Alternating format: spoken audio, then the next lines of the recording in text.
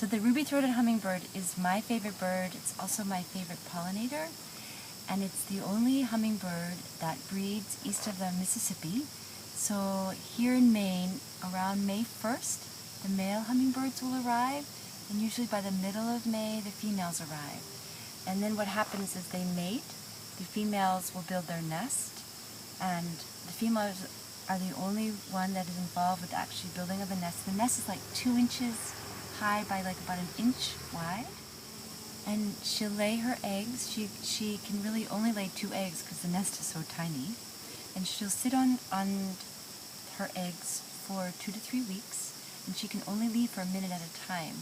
So that's where it's so important for her that the male that she's mated with is quite aggressive, because he protects her as she comes in and out of his territory to feed.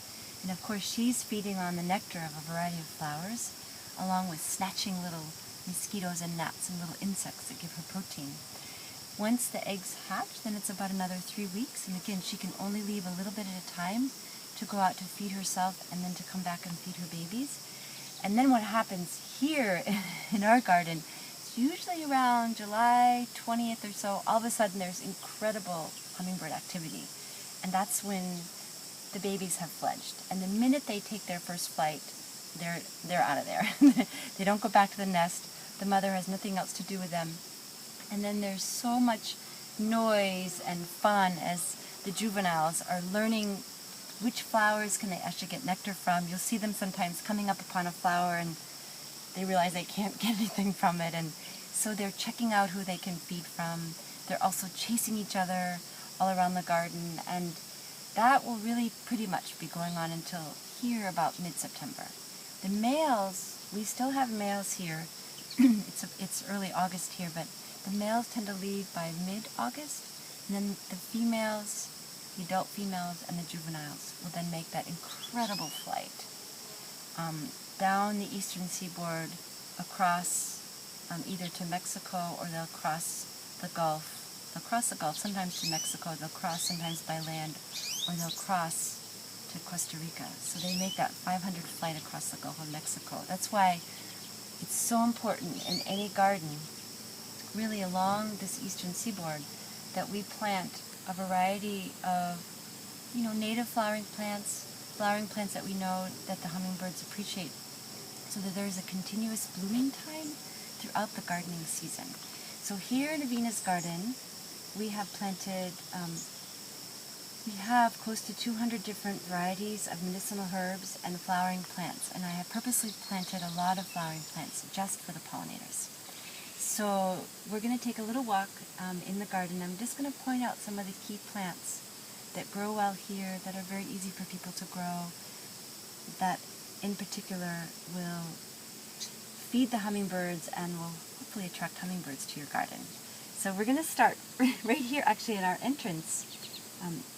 We put a pot of nasturtiums, and I like to grow the Alaska nasturtiums. It's the variegated leaf nasturtiums.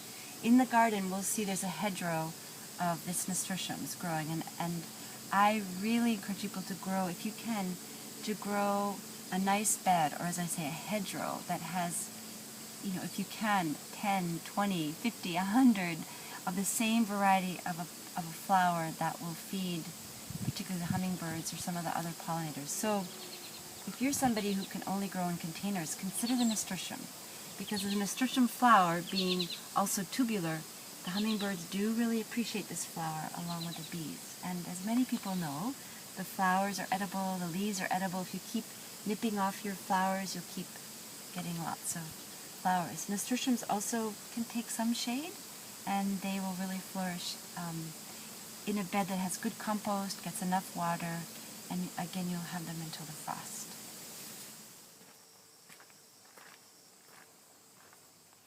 So we actually made one particular bed in the garden that's totally dedicated to flowering plants for pollinators. So I'm going to point out specifically the ones for the ruby-throated hummingbird. So here, this is Lobelia syphilitica. This is one of our native lobelias. It is a perennial. It reseeds incredibly abundantly.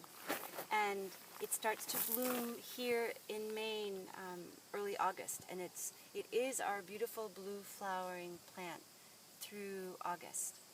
if you even just get 1 or 2 plants, you will begin to have them reseeding throughout your garden. And this is a really important native plant, both for the ruby-throated hummingbird, and also you'll see that you'll get different bees happening. Another one that's right here that the hummingbirds love is the evening primrose. So the evening primrose, also one of our native biennials. It flowers the second year, then it scatters its seed, and it will begin again having rosettes the first year, the flowering stalk the second year. They grow in different heights in the garden based on soil and light. So the evening primrose got its name because actually in the evening, the flowers, which are tubular again, are so fragrant.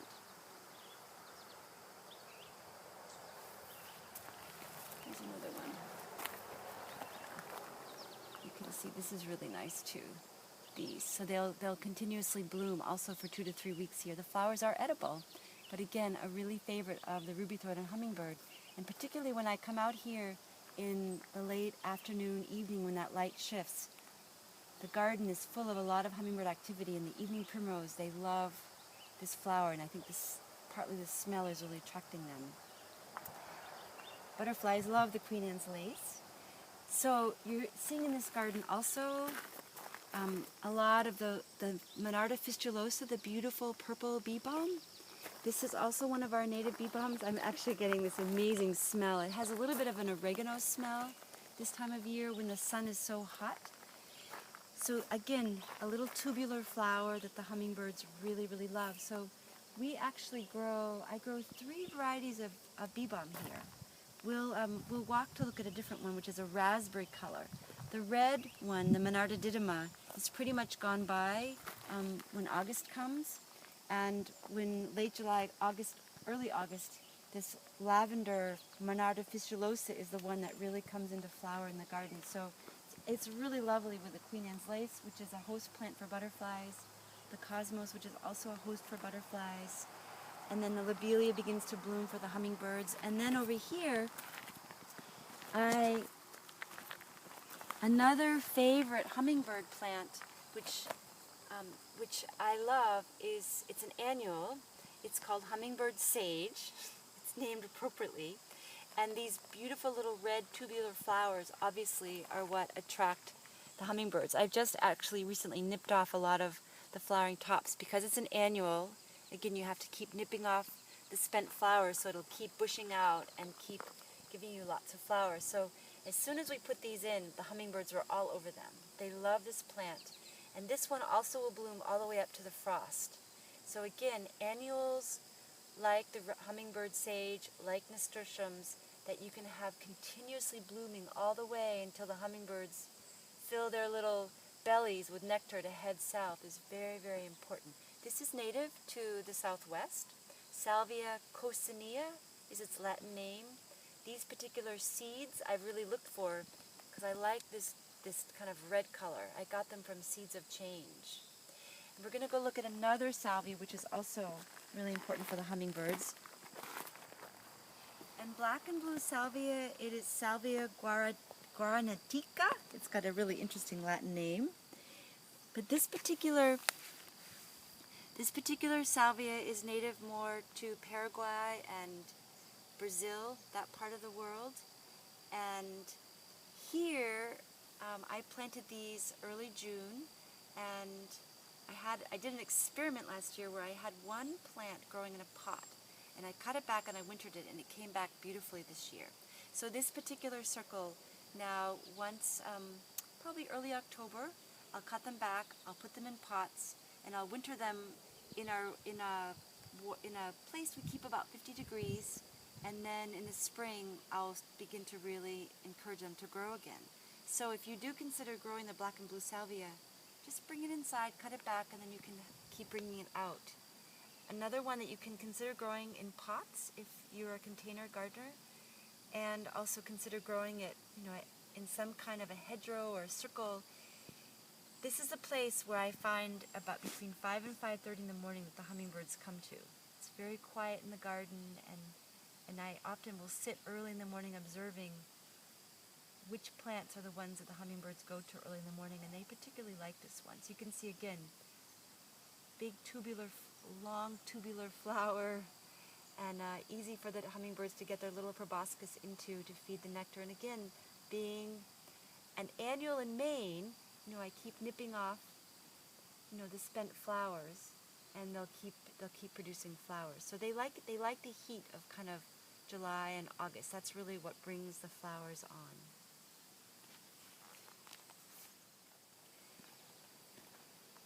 So back to the garden that we planted for pollinators.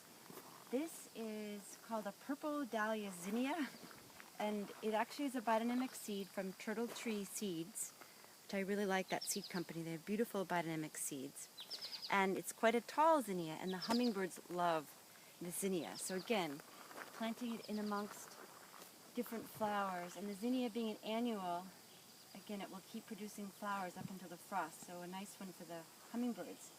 The other perennial that is in this garden, and I've planted them throughout the garden, is the cat mint. And this is a low-growing cat mint. Nepeta mucini is the Latin name.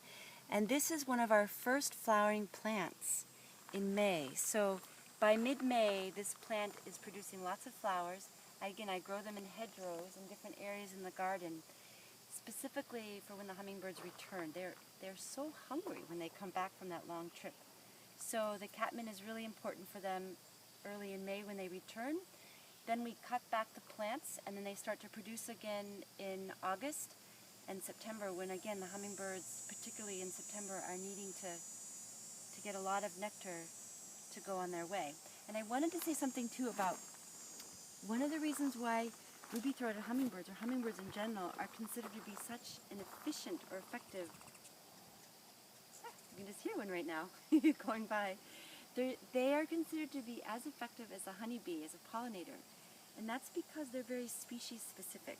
So planting hedgerows, of the same flowering plant for the hummingbirds means that you'll have much more actually effective pollination going on, because they'll go from flower to flower of a same grouping of plants. And of course we're feeding them, but then they of course are helping to support the production of good quality seed.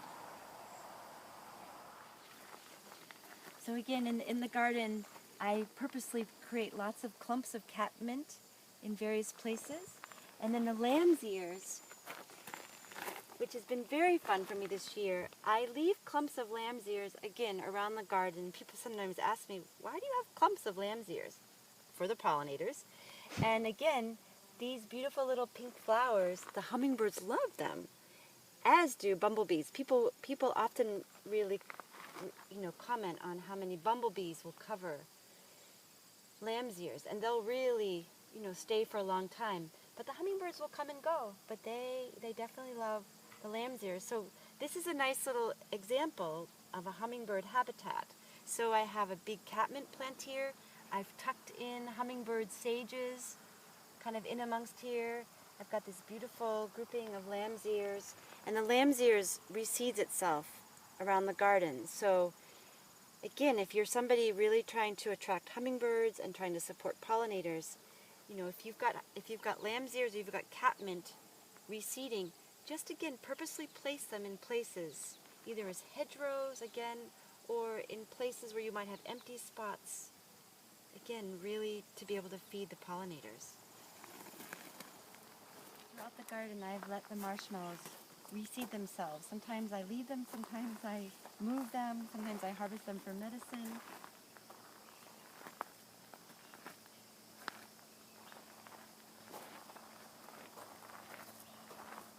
Nasturtiums. Again, this is the variegated leaf nasturtium, and I start them in the greenhouse in 50 plug trays, usually near the end of April, and then we transplant them out into the garden, again, purposely as a hedgerow. And this, again, is for the hummingbirds and the bees. They all really love nasturtiums. And then this beautiful purple teasel that I also let reseed around the garden, I've begun to see this summer some of the hummingbirds checking out the teasel, along with the bees. The bees love the teasel.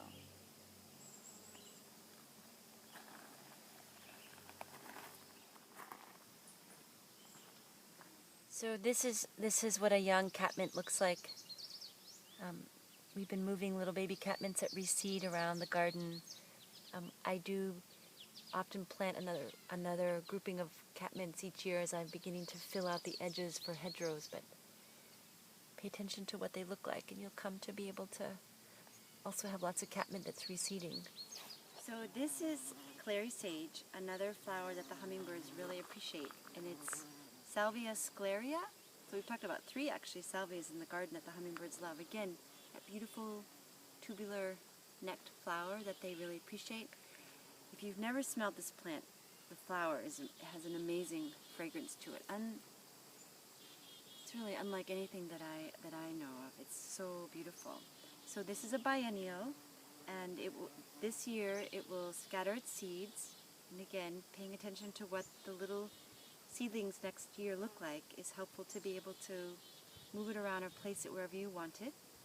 And the young plants you'll see down here, right in here. There's a young plant here. There's a couple that I moved and planted that are getting much, much bigger.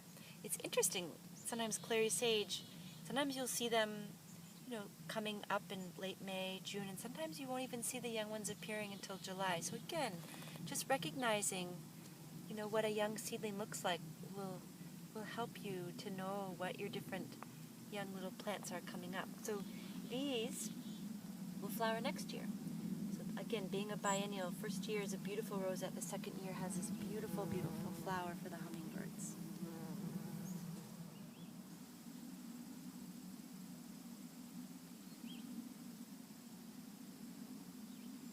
So in this area, there's 2 different colors of bee balm.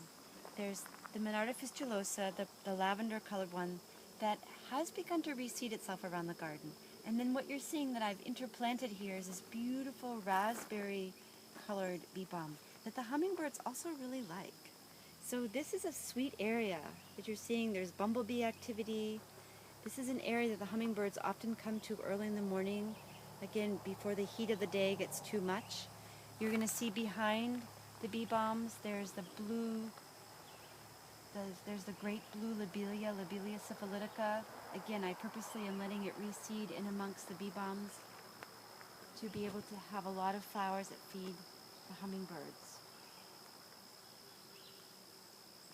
And right here, kind of in front of this grouping, is what the evening primrose looks like as its first year. So again, they're amazing. They reseed themselves in the stones of the garden. They reseed themselves in the edges of the beds. But again, being able to recognize what the evening primrose looks like at this stage, so you can make choices about if you want to move it in the garden or you want to keep it in a particular area. Again, very, very valuable flower for the hummingbirds.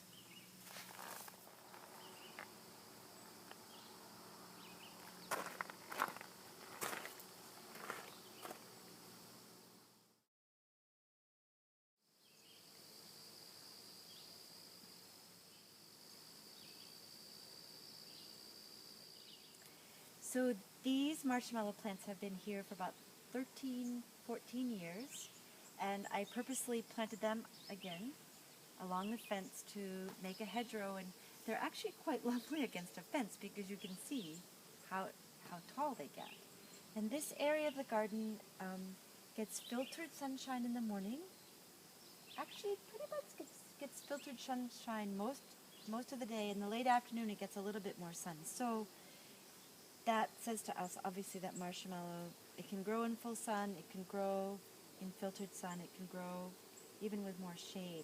The soil here is a little bit damp. From what my experience is, that marshmallow prefers a little bit of damp soil, and the roots actually, all parts of this plant are used for medicine, but particularly the roots, they really love that damper soil. So in thinking about hummingbirds, think about where you can place them as a hedgerow, possibly along a fence where they can kind of lean into the fence.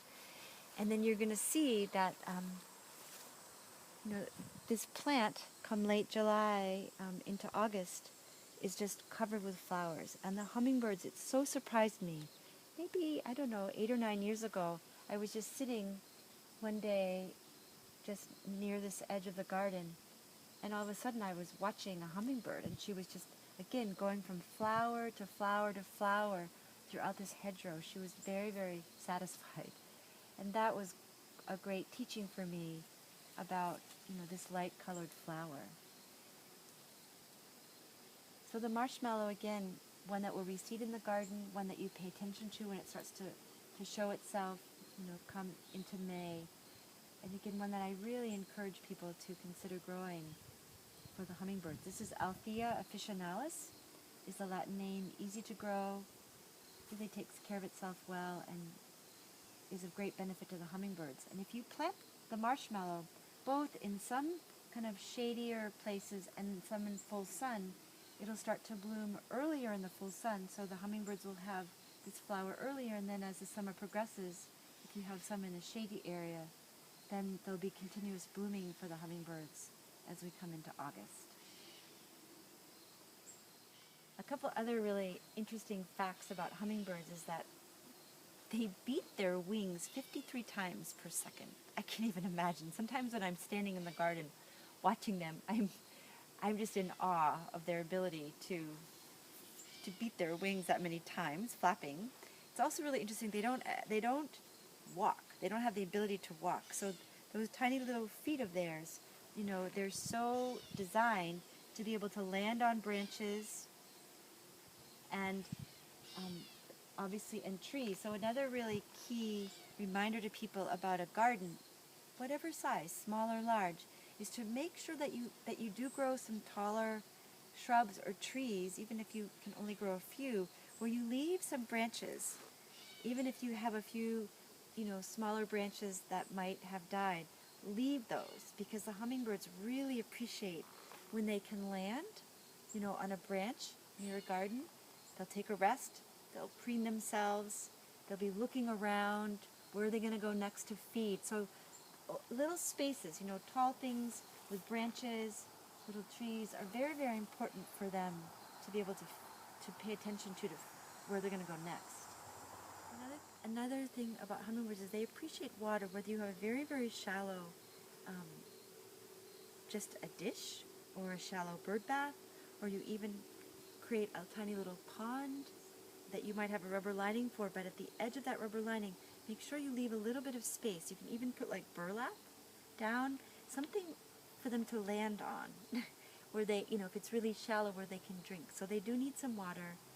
And so for me, as an organic farmer, as a certified biodynamic farmer, I've been farming for over 30 years. I'm very, very thoughtful about encouraging people not to use any kind of toxic sprays for bugs, obviously not using chemical fertilizers and sprays in the garden. And that's obviously for us, who are eating and creating medicine from the garden, but it's also very, very important for all of our pollinators. They're so sensitive and so vulnerable to any kind of toxic sprays that are around the garden, around your home. So again, please keep in mind that, the spiders, the spider webs, if it's something that you just need to remove with a broom because it's in your pathway, that's fine, but please consider not using any kind of toxic sprays, because those hummingbirds they need those little spiders and gnats and bugs for their protein.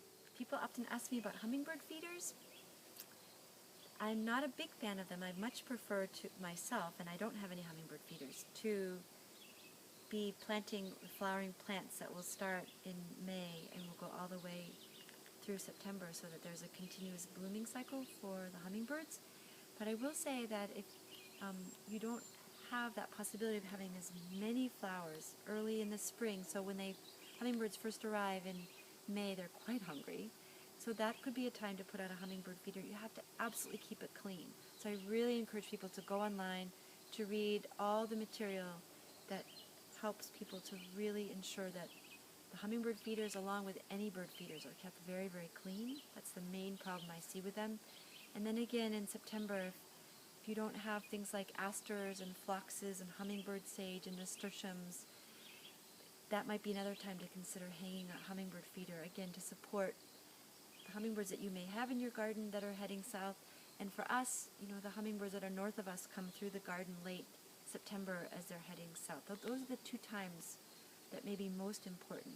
But other than that, I'm hoping that people will become even more excited to be planting a variety of blooming plants that will really support the hummingbird's existence and will keep them in your garden because they're just so much fun to watch from early morning until late in the day. And one thing I've also found that they really love, which many people have found, is that I have a particular type of a sprinkler that we've made. It's called a warbler, and I often at dusk will set it up in a very particular area so that it's just very much circulating close by, and the hummingbirds love it.